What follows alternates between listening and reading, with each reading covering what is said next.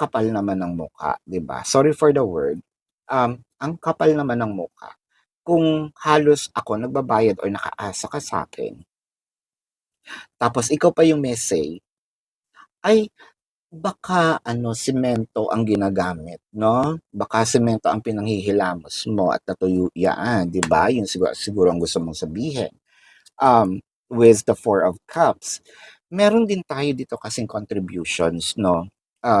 We need to wake up, 'no? Mag-usap tayong mabuti, Leo, dahil somehow, aminin mo 'yan, comment in sa comment section below. Um, Pinalagpas din kasi natin, 'no? May mga bagay na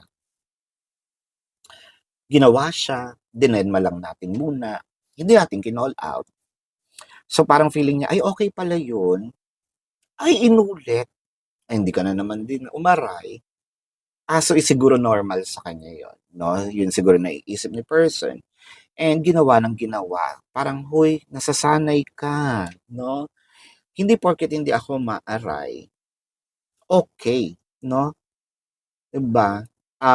Tahimik lang ako, pero hindi ako pipe. Tahimik lang ako, pero hindi ako bulag.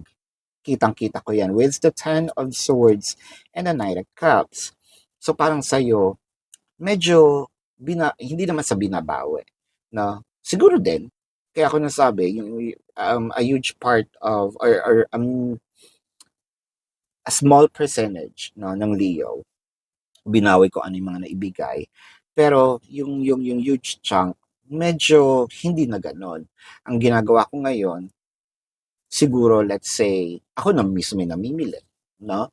Um, Pagdating ng bahay, kung ayaw mong kumain, eh, pang-isang gatang lang itong, I mean, pang-sa'kin lang yung iluluto ko, 'di ba?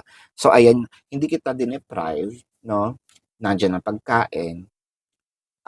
Kung gusto mong kumain, magluto ka, 'di ba? Ako magluluto ako yung kakain. I still bring I still bring food to the table, pero kung wala naman akong nakikita, ba't kita pagsisilbihan? I mean, real talk, right?